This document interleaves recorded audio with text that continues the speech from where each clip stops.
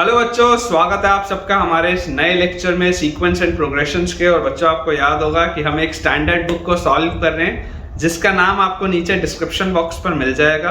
और इस बुक में बच्चों अभी तक हमने पूरा लॉगरिथम और पूरा क्वाड्रेटिक इक्वेशन बहुत बढ़िया तरीके से कर लिया है। एंड सीक्वेंस एंड प्रोग्रेशन में करेंटली हम एक्सरसाइज 1 कर रहे हैं जिसमें हमने टोटल 16 क्वेश्चंस किए। आप में से बच्चों कुछ बच्चे ऐसे भी होंगे जिनका थोड़ा सा थ्योरेटिकल पोर्शन वीक होगा, जिनसे सवाल उतने नहीं बनते होंगे। तो आपको भी बच्चों बिल्कुल भी घबराने की ज़रूरत नहीं है। आप इस प्लेलिस्ट को रेफर करें। इस प्लेलिस्ट में वो सारे कंसेप्ट्स मैंने कवर किए हैं जो आपके IIT JEE के लिए रेलेवेंट है। तो अगर आप इस प्लेलिस्ट को अच्छे से देखते हैं तो आप थ्योरेटिकली बहुत स्ट्रांग हो जाएंगे और उसके बाद आप भी इन सारे क्वेश्चंस को अप्रिशिएट कर पाएंगे जो हम अभी सॉल्व कर रहे हैं। अगर बच्चों थोड़ा भी थ्योरी में प्रॉब्लम है तो जल्दी से इस प्लेलिस्ट को देखें। डिस्क्रिप्शन में आपको उसका लिंक मिल जाएगा और उसके बाद लौट आए इस लेक्चर पे और इतने बेहतरीन सवालों को अप्रिशिएट करें। हमारे पास बच्चों एक्सरसाइज 1 में क्वेश्चन नंबर 17 जो दिया है, क्वेश्चन नंबर 17 हमारे पास लिखा है कि आपके पास एक ज्योमेट्रिक सीक्वेंस है। ये ज्योमेट्रिक सीक्वेंस हमको दिया हुआ है 16, फिर 4, फिर 1 एंड सो ऑन। ये एक ज्योमेट्रिक सीक्वेंस है, क्लियरली आपको दिखाई दे रहा है। इसका फर्स्ट टर्म 16 है और इसका जो कॉमन रेशियो है वो 1/4 है। बोला जा रहा है कि Pn is the product of first n terms. Pn जो है it is the product of first n terms, मतलब a1, a2, a3 से लेकर an तक। पहले n टर्म्स का जो प्रोडक्ट है वो Pn है। तो आपको बच्चों वैल्यू बतानी है सिग्मा n इक्वल टू 1 से infinity nth root of Pn की। आपको इसकी वैल्यू बतानी है, ठीक है। ये अपने पास सवाल है। अब अगर हम ध्यान से इस सवाल को बच्चों ऑब्जर्व करें तो हमें जो चीज यहाँ पर समझ में आती है वो क्या है। समझ में आने वाली चीज ये है कि देखिए, किसी भी ज्योमेट्रिक प्रोग्रेशन में जनरली हम फर्स्ट टर्म मानते हैं a, फिर हम सेकेंड टर्म मानते हैं ar, फिर हम थर्ड टर्म मानते हैं ar², और इस तरीके से हम nth टर्म मानते हैं ar⁻n-1। ये एक जनरल नोटेशन होता है, जनरल तरीका होता है अज्यूम करने का। तो यहां से बच्चों आप इस बात को समझिए कि Pn क्या आएगा। Pn will be a multiplied with ar multiplied with ar² and so on till ar⁻n-1। यहां तक होगा। मुझे एक बात क्लियरली समझ में आती है कि क्योंकि यहां पर टोटल n टर्म्स है, टोटल बच्चों n टर्म्स है और सब में एक बार a लिखा हुआ है, मतलब ये तो a⁻n लिखा है। और r के पावर में क्या लिखा है? r के पावर में आप देखोगे तो यहां पर कुछ नहीं है, 0 है, फिर यहां पर 1 है। तो r की पावर 1 + 2 + 3 ऐसा करके r की पावर n-1 तक, यहां तक आपको ऐड करना है। तो जब आप इसको सॉल्व करेंगे तो आपको बच्चों एक बात पता होनी चाहिए कि 1 से n तक का सम क्या होता है। 1 से लेकर n तक का सम होता है n × n+1/2। तो अगर मुझे 1 से n-1 तक का सम बताना है तो n-1 तक का सम बताने के लिए मैं क्या बोलूंगा, इसमें से आप n सब्ट्रैक्ट कर दो, जो लास्ट वाला टर्म n था। तो यहां से आप n कॉमन लेंगे तो आपके पास अंदर आ जाएगा n+1 - 2/2। तो ये आ गया n × n-1/2। मतलब ये जो चीज हमारे पास लिखी हुई है, ये लिखा हुआ है a⁻n × r⁻n × n-1/2। ये हमारे पास चीज लिखी। अब जैसे Pn हमें मिला तो हमें बोला जा रहा है Pn⁻1/n। तो Pn⁻1/n, इसकी वैल्यू हमारे पास क्या आएगी? इसकी वैल्यू हमारे पास, जैसे आप इसका पावर 1/n रेज करेंगे तो this will be a × r⁻n-1/2। ये हमारे पास चीज आ जाएगी a मल्टीप्लाइड विद r⁻n-1/2। और इसमें अब मुझे सिग्मा लगाना है n = 1 से इंफिनिटी तक। तो जैसे ही आप n = 1 डालेंगे तो n = 1 डालते ही आपके पास आ जाएगा a। फिर n जैसे ही आप बच्चों यहाँ पर, अच्छा इसमें आप चलो a भी कॉमन निकाल लो। जैसे ही आप n की वैल्यूज बदलते जाएंगे तो n = 1 में आपके पास क्या आएगा, 1 - 1 0/2। तो यहाँ पर आ जाएगा r की पावर 0 मतलब 1, प्लस जैसे ही आप n की वैल्यू 2 डालेंगे तो 2 - 1 तो 1/2। तो r की पावर 1/2 मतलब √r। फिर 3 डालेंगे तो 3 - 1 2/2। तो यहाँ आ जाएगा r। फिर 4 डालेंगे तो 4 - 1 3/2। तो यहाँ पे आ जाएगा r √r and so on. और ये आपके पास इनफाइनाइट तक चल रहा है, तो ये इन्फिनिटी तक के टर्म्स आपके पास लिखे होंगे। तो यहां से मुझे देखो क्या समझ में आता है कि ये जो एक चीज लिखी हुई है, ये तो एक ज्योमेट्रिक प्रोग्रेशन है जिसका फर्स्ट टर्म 1 है और इसका कॉमन रेशियो r है। तो जैसे ही बच्चों हम इसको सॉल्व करेंगे तो यहां से देखिए हमारे पास क्या आ जाएगा, अपन अगर इसको यहां पर लिख लें तो ये आपके पास आ जाएगा a मल्टीप्लाइड विथ ये जो लिखा हुआ है ये इनफाइनाइट जीपी है, तो इसका आ जाएगा 1/1 माइनस कॉमन रेशियो कितना है √r। ये आ जाएगी इसकी वैल्यू, ये जो आपने सॉल्व किया है सिग्मा जैसे आपने इसमें लगाया तो ये इसकी वैल्यू आ जाएगी। और अब फाइनली मुझे बस करना क्या है, मुझे इन वैल्यूज को पुट करना है। तो देखिए a की वैल्यू क्या है 16 है और r की वैल्यू क्या है तो 1/4 है। तो जैसे ही आप इसको यहाँ पर पुट करेंगे तो 16 मल्टीप्लाइड विथ 1/1 माइनस r की जगह 1/4 डालूंगा, उसका रूट मतलब हाफ, तो ये 1 माइनस हाफ इज हाफ, ऊपर जाएगा 2, तो दिस विल बी 32। तो यार इसका जो 17th वाला क्वेश्चन है इसका आंसर बच्चों 32 अपने पास आ रहा है, which is the correct answer. C option में बच्चों 32 दिया हुआ है। नेक्स्ट बच्चों अपने पास जो क्वेश्चन नंबर 18 दिया हुआ है उसमें लिखा है कि S1, S2, S3 और T1, T2, T3 ये दो तरीके के आपके पास अरिथमेटिक सीक्वेंसेस हैं। एक सीक्वेंस है S1, S2, S3 and so on, एक सीक्वेंस है T1, T2, T3 and so on. ये दो अलग अलग अरिथमेटिक सीक्वेंसेस आपके पास दिए हुए हैं सच दैट S1 और T1 सेम है। S1 और T1 सेम है, मतलब जो फर्स्ट टर्म है दोनों का वो सेम है। इसके बाद बोला जा रहा है और ये जो चीज है ये 0 के बराबर नहीं है, ठीक है, this is not equal to 0। फिर बोला जा रहा है जो S2 है that is equal to twice of T2, मतलब जो सेकंड टर्म है उसमें ये कंडीशन आपके पास दी हुई है। और एक हमारे पास चीज लिखी हुई है कि sigma SI from I equal to 1 से 10 is equal to sigma TI from I equal to 1 से 15, ये हमारे पास लिखा हुआ है, ठीक है। तो बच्चों इसमें अपने को देखो बोला क्या जा रहा है, इसमें अपने को बोला जा रहा है कि then the value of S2 minus S1 divided by T2 minus T1, इसकी वैल्यू आपसे पूछी जा रही है कि इसकी वैल्यू क्या होगी, ठीक है, ये अपने पास सवाल है। अब आप क्योंकि ये अरिथमेटिक सीक्वेंस आपके पास दिया हुआ है, आप मान लीजिए कि ये जो फर्स्ट टर्म है A1 है और ये भी जो फर्स्ट टर्म है वो A1 है, क्योंकि पहले दोनों का जो फर्स्ट टर्म है वो आपको दिया हुआ है सेम है, तो आप उसको A1 मान लीजिए। पहले वाले सीक्वेंस में आप कॉमन डिफरेंस मान लो D1, दूसरे वाले सीक्वेंस में आप कॉमन डिफरेंस मान लो D2, मान सकते हैं। तो ये कंडीशन मेरे पास जो दी हुई थी इसका तो मैंने यूज कर लिया, मैंने इसका भी फर्स्ट टर्म A1 बोल दिया, उसका भी फर्स्ट टर्म A1 बोल दिया। सेकंड मेरे पास जो कंडीशन दी हुई है वो क्या दी हुई है, S2 is equal to 2T2, S2 is equal to 2T2 दी हुई है, तो S2 क्या होगा, S2 जो ये वाले सीक्वेंस में होगा that will be A1 plus D1, है ना। इसका सेकंड टर्म क्या होगा A1 प्लस D1 और इज इक्वल टू 2T2, तो this will be twice of T2, हमारे पास क्या आएगा T2 will be A1 plus D2, A1 plus D2, first term A1 है, कॉमन डिफरेंस D2 है, तो A1 प्लस D2। तो यहां से हमारे पास आ गया A1 plus D1 is equal to 2A1 plus 2D2, तो हमारे पास यहां से आ जाता है A1 is equal to D1 minus 2D2, ये हमारे पास एक रिलेशन आता है। इसको उस साइड लेके जाएंगे, इन सबको इधर लेके आएंगे, तो A1 की वैल्यू आ जाएगी D1 माइनस 2D2 के बराबर। अब इसके बाद यहां पर हमारे पास देखिए क्या दिया हुआ है, यहां पर हमारे पास दिया हुआ है I इक्वल टू 1 से 10 SI, मतलब ये लिखा हुआ है S1 plus S2 plus S3 and so on till S10 is equal to I equal to 1 से 15 TI, तो T1 plus T2 plus T3 and so on till T15 तक, ये अपने पास दिए। अब S1 से S10 क्या है, शुरू के 10 टर्म्स का सम है, ये वाले सीक्वेंस के शुरू के 10 टर्म्स का सम है, तो वो क्या होगा 10/2 इंटू 2A प्लस 10 माइनस 1 मतलब 9 इंटू D, तो यहाँ पे D1 आ जाएगा।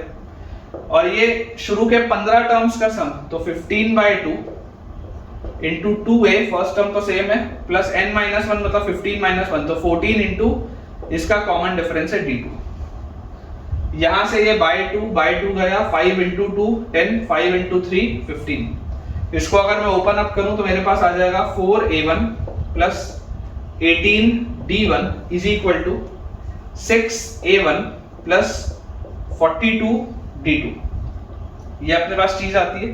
और इसको अगर हम सिंप्लीफाई करें तो हमको यहां से देखो मिल जाएगा 2a1 is equal to 18d1 minus 42d2। और अगर मैं 2 का भी फैक्टर हटा दूं तो a1 is equal to 9d1 minus 21d2। ये मेरे पास आ गया दूसरा रिलेशन। और फाइनली बच्चों आपको निकालना क्या है? आपको निकालना है S2 minus S1 by T2 minus T1। जरा आप सोच के देखिए, S2 माइनस S1 क्या होगा? S2 minus S1 will be D1, T2 minus T1, T2 minus T1 will be D2। Common difference तो पूछ रहा है, D1 बाई D2 आपसे पूछ रहा है। एक रिलेशन ये है, एक रिलेशन ये है। अगर आप ऑब्जर्व करेंगे, इसका भी LHS A1 है, इसका भी LHS A1 है, मतलब RHS सेम होगा। तो यहां से मेरे पास आ गया D1 minus 2D2 will be equal to 9d1 minus 21d2। तो हमारे पास यहां से आ गया 21 minus 2 is 19d2 is equal to 9d1 minus d1 is 8d1। तो d1 बाई d2 की वैल्यू क्या आ गई? d1 by d2 comes out to be 19 by 8। d1 by d2 जो है वो अपने पास आ जाता है 19 बाई 8। ठीक है, यही अपने को निकालना था। एक बार चेक कर लेते हैं। तो बिल्कुल करेक्ट है बच्चों, सी ऑप्शन में दिया हुआ है 19 by 8 which is the right answer. Next बच्चों अपने पास दिया हुआ है क्वेश्चन नंबर 19 में कि AR be the RH term of an AP।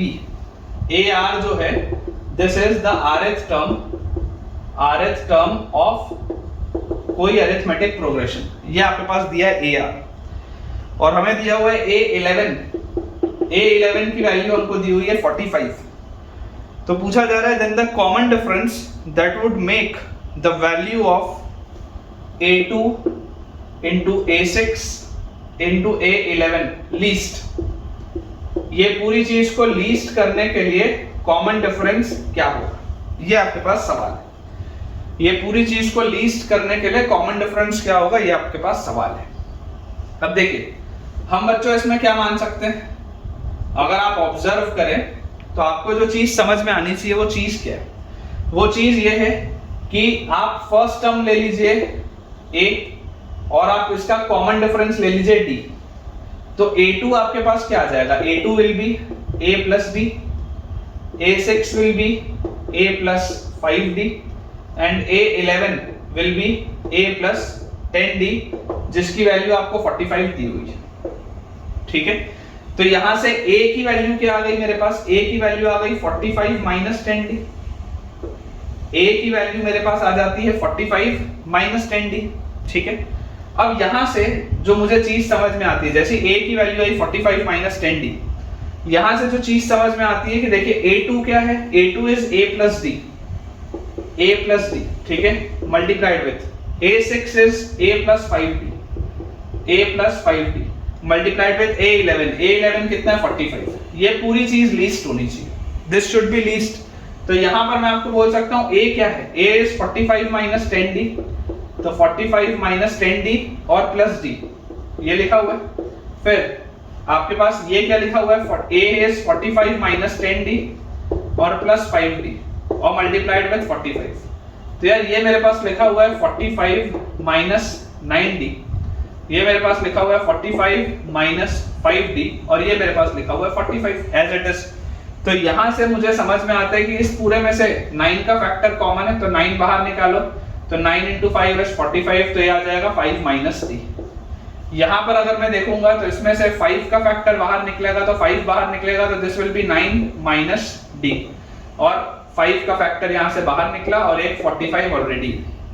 तो ये जो पूरी चीज लिखी है ये लिखा हुआ है 45 का स्क्वायर मल्टीप्लाइड विथ, अगर मैं इसमें से दोनों में से माइनस साइन भी कॉमन ले लूं तो this is D minus 5 into D minus 9, ये अपने पास है। अब बच्चों बेसिक क्वाड्रेटिक आपको पता है कि अगर आप इस पूरी चीज को लीस्ट चाहते हैं, मतलब आपको इसको लीस्ट बनाना पड़ेगा। और ये जो है ये आपके पास एक माउथ ओपनिंग अपवर्ड्स पैराबोला है इस तरीके का, जिसके की दो रूट्स कहां पर आ रहे हैं? जिसके दो रूट्स हमारे पास आ रहे हैं 5 पे और 9 पे। और आप ये जानना चाहते हैं कि D की कौन सी वैल्यू पर ये पूरी चीज मिनिमम होगी। तो यार क्लियरली ये पूरी चीज मिनिमम कब आएगी? यहां पर आएगी जब D की वैल्यू होगी 7। जब d की वैल्यू 7 होगी तब ये पूरी चीज, ये पैराबोला का मिनिमम आएगा 5 और 9 के सेंटर पे, यही तो होता है वर्टेक्स के कोऑर्डिनेट। तो क्लियरली आप बोल सकते हैं d equal to 7 should be your answer. Check एक बार इसको भी कर लेते हैं। तो बिल्कुल बच्चों सही लग रहा है, क्वेश्चन नंबर 19 का बी ऑप्शन आंसर दिया हुआ है जिसमें कि 7 लिखा है। एक बच्चों आखिरी अपन सवाल देखते हैं। क्वेश्चन में अपने पास लिखा हुआ है कि A1 से A10 एक ज्योमेट्रिक प्रोग्रेशन आपको दिया है, A1 A2 A3 till A10, ये हमारे पास दिया हुआ है एक ज्योमेट्रिक प्रोग्रेशन, ठीक है। इसके बाद हमें बोला जा रहा है कि A51 की वैल्यू 25 है, A51 इज इक्वल टू 25, ये अपने पास दिया हुआ है। और फिर हमें बोला जा रहा है कि समेशन I इक्वल टू 1 से लेकर 101 तक AI, इसकी वैल्यू हमारे पास दी हुई है 125, ये भी आपको दिया हुआ है। तो आपसे जो पूछा जा रहा है, आपसे वैल्यू पूछी जा रही है कि समेशन I इक्वल टू 1 से लेकर 101 1 अपॉन AI की क्या वैल्यू होगी, ये अपने पास बच्चों क्वेश्चन है, ठीक है। ये आज का लास्ट क्वेश्चन है, लास्ट अपना सवाल है आज का। अब इसमें बच्चों आप ऑब्जर्व ये करिएगा कि देखिए आपके पास क्योंकि एक ज्योमेट्रिक प्रोग्रेशन दिया है, तो ज्योमेट्रिक प्रोग्रेशन में हम सब जानते हैं फर्स्ट टर्म को हम a लेते हैं, सेकेंड टर्म को हम लेते हैं AR जिसमें कॉमन रेशियो R होता है, थर्ड टर्म आ जाएगा AR स्क्वायर, और इस तरीके से हमारे पास जो लास्ट टर्म है A10 वो आ जाएगा A इंटू R की पावर 9, ये हमारे पास दिया है। और A51 हमारे पास होगा A इंटू R की पावर 50, इसकी वैल्यू आपको दी हुई है 25। अब हमें यहाँ पर और क्या चीज गिवन है, तो हमें यहाँ पर और गिवन है कि A1 से A101 तक, मतलब A1 plus A2 plus A3 से लेकर के A101 तक, ये जो आपके पास दिया हुआ है इसकी वैल्यू है 125, ठीक है, इसकी वैल्यू आपको दी हुई है 125।